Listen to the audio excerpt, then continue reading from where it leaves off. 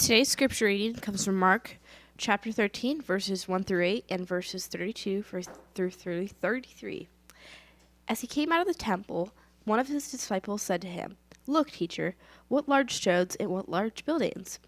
Then Jesus asked him, "Do you see these great buildings? Not one stone will be left here upon another. All will be thrown down." When he was sitting on the Mount of Olives opposite of the temple, Peter, James, John, and Andrew asked him privately, "Tell us, when will this be, and what will be the sign that all these things are about to be accomplished?" Then Jesus began to say to them, "Be aware that no one leads you astray. Many will come in my name and say, 'I am he,' and they will lead many astray. Then you hear the wars and rumors of wars. Do not be alarmed. This must take place, but the end is still to come. For nation will rise against nation, and kingdom against kingdom. There will be earthquakes in various places, and there will be famines. This is but the beginning of the birth pains. But about that day or hour no one knows, neither the angels in heaven, nor the Son, but only the Father. Be aware, keep alert, for you do not know when the time will come."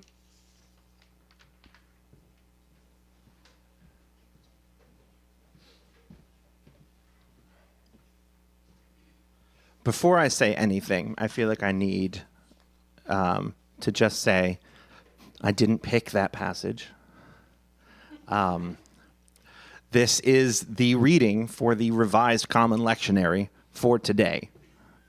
Okay, there are at least 150,000 churches across the world who are likewise reading this passage. This was not my doing. I did not intentionally pick Jesus' little apocalypse, as it's known.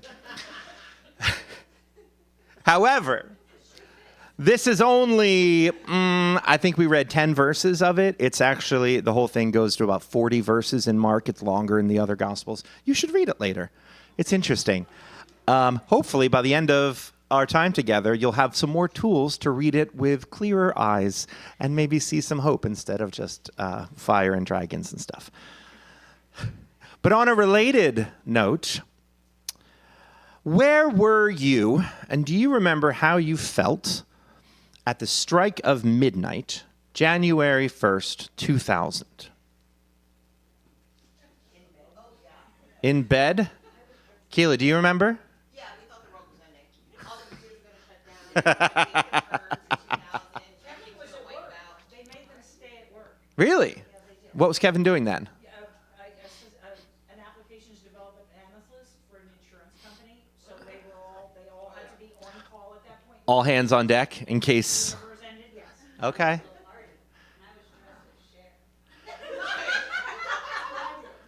I can see it. That would be, huh?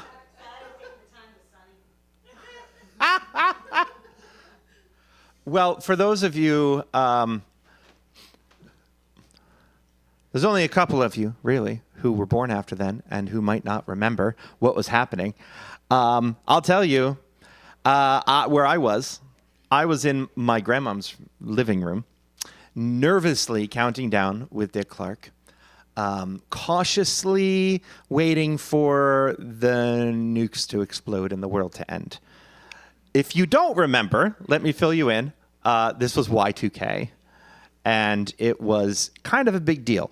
You see, when computers were originally created, for some reason or another, with most operating systems, they didn't think to give the year a 4-digit integer. They just did a 2-digit, which I guess, at the time, when you're making something and then you make something on it, and you make something on it and on it and on it, and you realize like, oh, if I had thought ahead, I would have made the foundation of this a little stronger. I think that's probably what happened. But because they only used 2 numbers for the year, when the year turned over from 99 to 00, the fear was all computers would think it was 1900 instead of 2000. So like right now, on the old systems, it would be 11/17/24. So the computers would think it's 1924 and not 2024.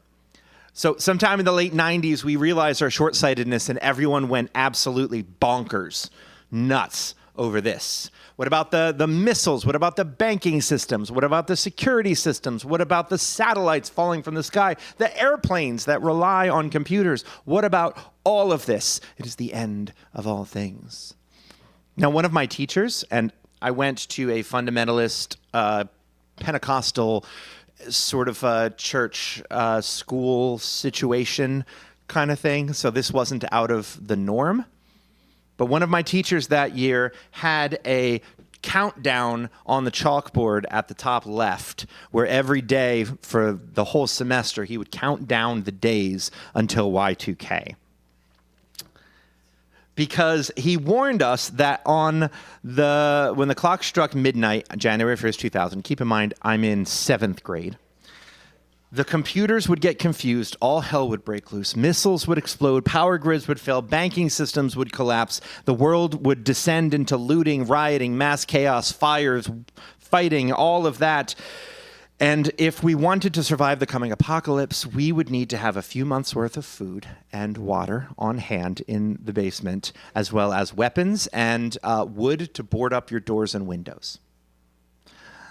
Then he predicted that, and he wasn't alone in this, that from that worldwide chaos and pandemonium, a single charismatic leader would rise up in the UN and would, through grand speeches of peace and prosperity, unite the world under one new world government, would rebuild society under a new world order. He would come in peace, but he would really be the Antichrist. And then he would push back against the Christians and would mercilessly persecute us, send us to jail, execute us until Jesus came back and the world ended in 2007. He had a timeline of this printed on his wall with dates and pictures. And this wasn't a timeline he made. He bought this timeline. So this was a thing that if you were not in this world at that time, you missed out on something very exciting. 7th grade.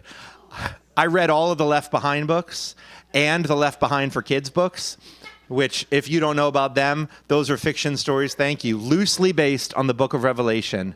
Oh, there were kids ones too, yeah.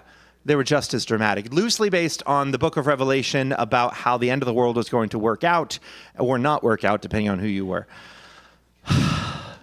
There was a move, they redid this in a movie recently, right, with Nicolas Cage? Anyway, I digress. So needless to say, I was terrified. I believed wholeheartedly that even though I was able to fix my family's computer with a floppy disk in 10 minutes, I still believed that somehow the government systems were somehow more complex and they wouldn't be able to do it with their own floppy disks and, 10-year-olds or however old I was to do it. So my dad went out and he bought about 10 pounds of rice, which mice ate pretty quickly, and a couple jugs of water to ease my mind, even though he didn't believe a single word of it. And like I said, I sat in my grandmom's living room and waited, nervously, anxiously. I don't think anybody else in the room believed it would happen except for me. I'm always this guy. I over-prepare for hurricanes and things like that. I think we were living in Jersey during Sandy, and how many years worth of batteries did we have? I think we just finished them. Oh, no, we were living with Kate then. So as the ball dropped, and the fireworks went off, and Dick Clark kissed somebody, I felt this conflicting feeling inside of me. I was, on one hand, very relieved that the world didn't end. Don't hear me wrong. But I was also a little disappointed. I had believed my teacher at his word and bought so deeply into this panic that when it didn't happen, I was let down.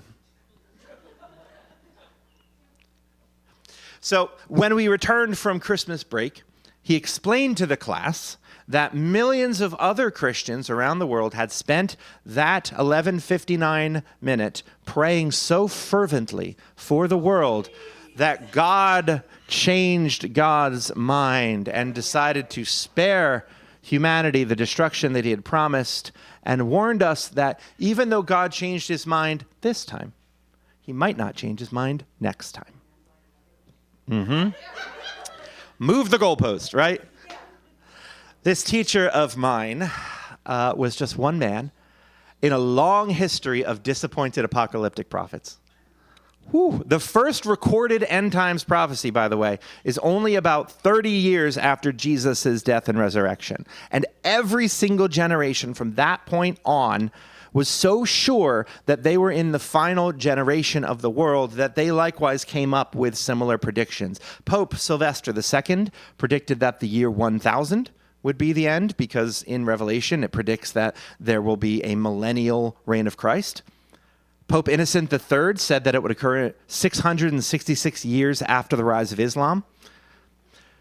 Martin Luther, Christopher Columbus, John Wesley, Isaac Newton all had dates and times and reasons for when the world was going to end as predicted in the Bible. Every single generation seems to think that what they are experiencing is the worst that anybody has ever experienced, and it is, because you're experiencing it.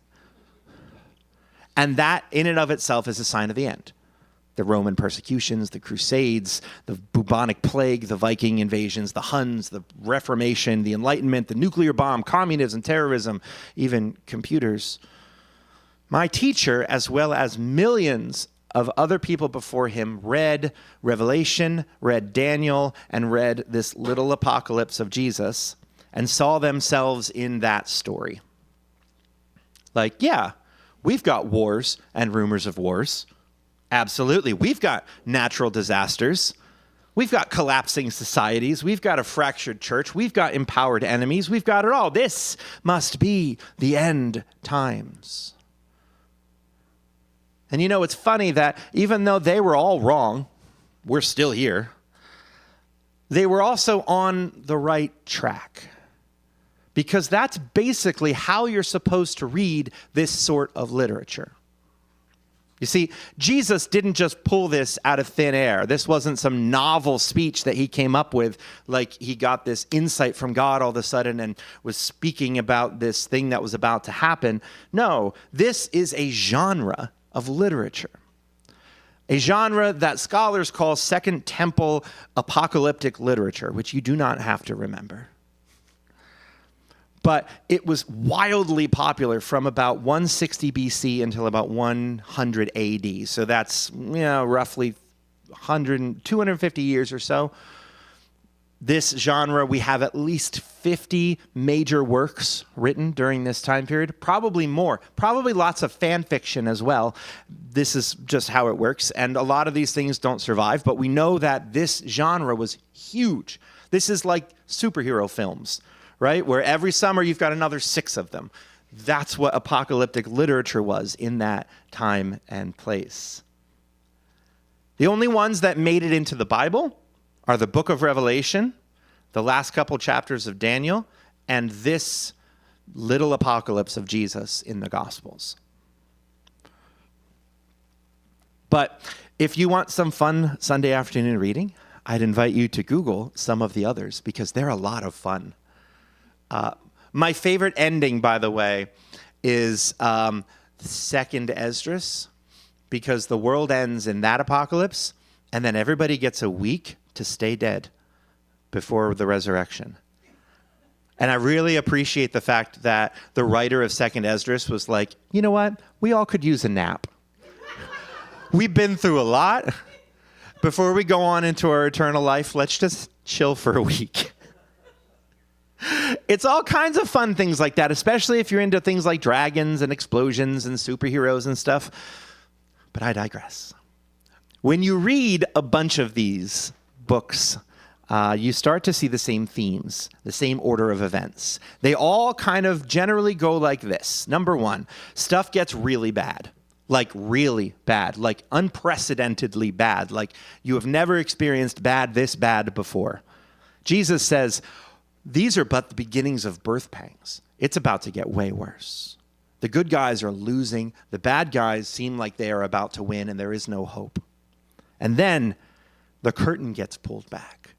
And you get a glimpse behind into the spiritual realm, and you see that, oh, God is here. God's been here the whole time. There's an army of angels waiting with swords drawn and fire, and oh, this is actually a lot bigger than I thought it was going to be. But then, number 3, just as it seems that the good guys have now shown their power and that everyone, we're about to win and the bad guys are going to get punished, it somehow gets worse. The bad guys, the devil, the dragon, the serpent, whatever it is, shows its true form and is more powerful. And the good people, somehow it gets worse. And they get kicked to the ropes, and you think, this is it. Evil is going to win. Good can't possibly overcome this. And that's when the Messiah shows up, like Captain America, to lead the Avengers into one final decisive battle. In the book of Revelation, he pulls a sword out of his mouth and then comes charging down on a gleaming horse. It's very dramatic. And evil is defeated once and for all. And then the last bit, out of the smoldering remains of earth, God descends in God's self, and with a single word causes rivers to flow and trees to grow, and a new heaven and a new earth where everything is made right, and all of the good people who suffered for so long are finally vindicated. And there is no longer any separation between heaven and earth, between God and people, and you understand everything, and you're with God and with your loved ones, and there is no more sorrow, no more sadness, no more injustice, and everything is right. That's how they all go. They are basically Marvel movies, but they're written by people who are actually suffering under real tyrants. And so because they're suffering under real tyrants, they don't name those tyrants. They disguise them as monsters and dragons so that they don't get caught. And that's a part of the power of apocalyptic literature. They are specific enough to be comforting to the people who are reading it, and they're universal enough to be timeless. They are like apocalyptic green screens that you can stand in front of and read your own end times into. So when the curtain pulls back and you read that God is really in charge this whole time, maybe you can find hope in that. Maybe you can see that God is really in charge of what is happening in your end times.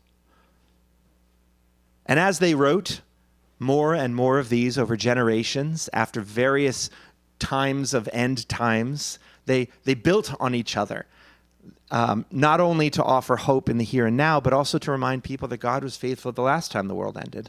Like, later in this passage, if you read this later, you will see a passage in which Jesus says, "When you see the abomination of desolation set up where it ought not to be," let the reader understand, "then those in Judea must flee to the mountains." And now if you just read that normally, you'd be like, what is this gobbledygook? It's a callback to the book of Daniel, where the abomination of desolation sets himself up in the temple, abolishes worship to God, and sets it up as a temple to Zeus. And that is the precursor to war and death and destruction. That's a thing that really happened 180 years before Jesus. That's a thing that is in their cultural memory. That time that awful thing happened that Greek king did when he came through Jerusalem. So Jesus' hearers could not only bring that thing to mind that happened and remember how their ancestors were saved through that catastrophe, but also remind them that, as Mark Twain said, history doesn't necessarily repeat, but it does rhyme. So you can learn from what happened in the past and get out of town. When you see the same thing start to happen, when you see history rhyming, learn from the past and get out of there. And that's why when this did happen, when Jesus was right, when the abomination of desolation set itself up in the temple, i.e. Pilate and Herod, the Christians left Jerusalem. They moved to Macedonia, and there were no Christians that died in the war in Jerusalem because they learned from the past and they applied it to the present. So I give you all of that background, that crash course in biblical history, because I think we write off these apocalyptic passages too easily. I think we either treat them like predictions of a literal future end of the world, or we write them off as fantastical stories of things that happened a long time ago and don't apply to us now. And I think the truth is somewhere in the middle. I think that the world as we know it has ended many times. Governments, cultures, countries, languages, religions, they've all passed away. And for the people who lived through it, it must have felt like the end of everything. But the wisdom of autumn that we're living in right now teaches us that the end of the world plants the seeds for the next one. And at the end of the book of Revelation, the author imagines that the tree of life grows out of the charred earth and whose leaves are for the healing of the nations. But that's the end of the story. And you can skip ahead to the hope in Revelation 21 if you'd like, if you're ready to skip ahead to Revelation 21. But you don't have to. You can stay here with Jesus looking at the temple. You can stay with Jesus reading about the end of his world. And while he references the end of the previous world, thinking about all the other worlds that have ended since then, and while you're here with Jesus in this little apocalypse, what does he tell us to do? Other than to remember God's faithfulness and have hope for the future. What if you're not there yet? What if you're not in the, yes, God was there for my ancestors. God will be for me here now. God will be with me forever. I have hope. I have goodness, all of that. If you're not there yet, Jesus tells us to do three things. First thing he says is beware of false messiahs. False messiahs who promise you easy solutions to complex problems. They will claim to be the Savior, to be the only person who can fix things. But they are only out for themselves, and they always have been throughout all of history. Do not be drawn into their chaos and false promises. Number 2, stick together. Take care of each other. When one of you cannot find hope, be the hope for someone else. Use whatever advantage you have to stand up for people who are endangered. And number 3, stay awake. Stay aware. Resist the tempting anesthetic of despair. Christ is in this too. And the seeds of the new world are already being planted in the rubble of this one. So as best as you are able, be vigilant and fight back. So what about you? Can we work this out a little? If you feel like we are at the end of this world, whatever that means, what is passing away? What needs to pass away? Maybe in what ways do you see history repeating itself, or at least rhyming? And what might we draw wisdom and hope from that?